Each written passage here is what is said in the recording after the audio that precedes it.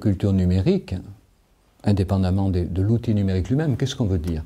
Alors, je crois que cette culture numérique, elle se définit par un certain nombre de paramètres qu'il est très important d'intégrer justement aujourd'hui dans l'enseignement. Alors, le premier, c'est le fait qu'aujourd'hui, dans les espaces numériques, les jeunes jouent souvent plusieurs rôles. Ils changent, ils vont sur des forums avec plusieurs pseudonymes, ils jouent à des jeux vidéo avec plusieurs avatars, éventuellement, ils se fabriquent des familles virtuelles sur Facebook en se faisant passer tantôt pour un adulte, tantôt pour une mère de famille et tantôt pour un jeune enfant. Donc c'est une culture du faire semblant, c'est une culture du changement d'identité. Et je crois que dans cette nouvelle culture, il y a quelque chose à prendre pour l'enseignement, c'est d'inviter beaucoup plus les jeunes qu'aujourd'hui à l'échange, à la controverse, à endosser un rôle pour défendre un point de vue, puis éventuellement changer de rôle pour défendre un autre point de vue. Il n'y a pas besoin d'ordinateur pour ça, mais on est dans la culture numérique, on est dans la culture de l'identité alternative, de la jouissance à emprunter une identité et puis une autre. Et ça, je crois que ça peut être mis en place déjà dès le primaire, voire dès l'école maternelle, favoriser l'échange, la confrontation, la controverse. On est très en retard en France de ce point de vue-là. Aux États-Unis, ils discutent de tout, y compris dans les classes maternelles, où on demande aux élèves leur avis sur un certain nombre de points. On le suit ou on ne le suit pas. Mais en tout cas, on les invite à en discuter. Et je crois que pendant longtemps, le système français très hiérarchique, très pyramidal, s'est tenu à l'écart de cette philosophie de l'échange et de la controverse. Aujourd'hui, avec la nouvelle culture numérique, on ne peut plus se tenir à l'écart, parce que les jeunes le font sans arrêt dans les espaces virtuels, ils ne comprendraient pas de ne pas pouvoir le faire dans les systèmes d'apprentissage. Alors il y a un autre point de cette culture qui est lié au premier, c'est le fait qu'on va construire quelque chose ensemble. On parle beaucoup des jeux en réseau, des dangers qu'ils présentent à l'adolescent d'y passer trop de temps. Il faut comprendre que ces jeux, ils apprennent quand même la coopération, le fait de résoudre des tâches ensemble. Et on sait aujourd'hui que des cadres ou des entreprises préfèrent recruter des employés qui ont la pratique des jeux en réseau parce qu'ils sont capables de travailler en équipe, alors que ceux qui ont suivi le cursus scolaire, parfois très brillamment, mais en travaillant dans leur coin, sont plutôt réticents au travail en équipe, ce qui est aujourd'hui un handicap énorme dans les entreprises.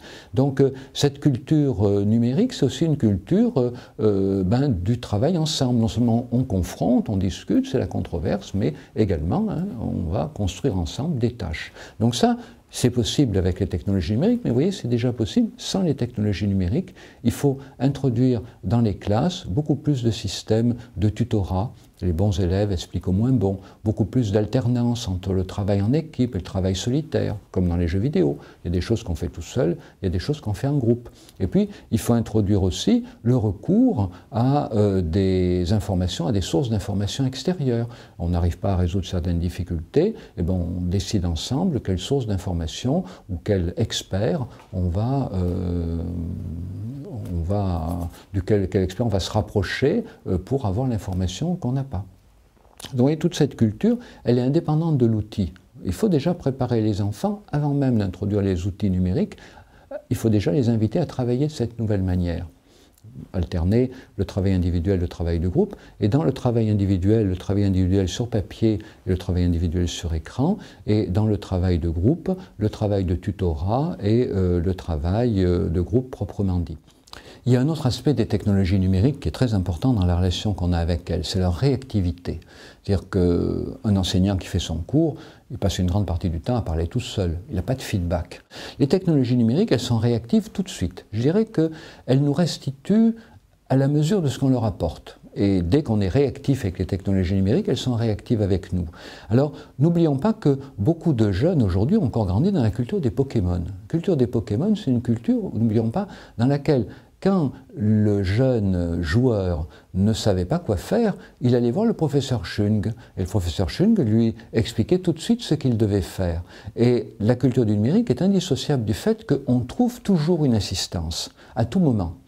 Et c'est un modèle très différent du modèle scolaire. Dans le modèle scolaire, le maître donne une épreuve, chacun doit la faire, et puis pendant l'épreuve, on ne peut compter que sur soi-même. Avec les technologies numériques, pendant l'épreuve, les Pokémon, on peut s'appuyer sur le professeur Chung, et je crois qu'aujourd'hui, tous les modèles de jeux vidéo, plus ou moins, ont intégré l'idée, quand on rencontre des difficultés, il y a un endroit ou une personne ou un tuteur virtuel auprès duquel on peut aller pour les résoudre. Donc je crois que la culture numérique, c'est aussi pour les enseignants intégrer l'idée qu'il ne faut pas craindre d'aider les élèves à chaque moment de leur parcours, pas les aider en leur donnant la solution, mais les aider en les renvoyant à des espaces où ils peuvent trouver la solution. Et on revient toujours à cette idée que l'enseignant va fixer un objectif et rapprocher l'élève du parcours que l'élève pourra emprunter, mais sans pour autant ni rester à distance jusqu'à la fin, et sans pour autant non plus lui donner la solution tout de suite.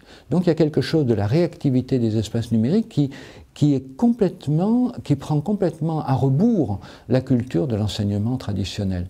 Donc il faut intégrer cette culture, parce qu'aujourd'hui un élève qui joue chez lui à un jeu vidéo et qui découvre constamment les ressources dont il peut avoir besoin, parce qu'il se donne les moyens de les chercher, il ne va pas comprendre de ne pas trouver les ressources dont il a besoin quand il fait un devoir, soit à l'école, soit chez lui.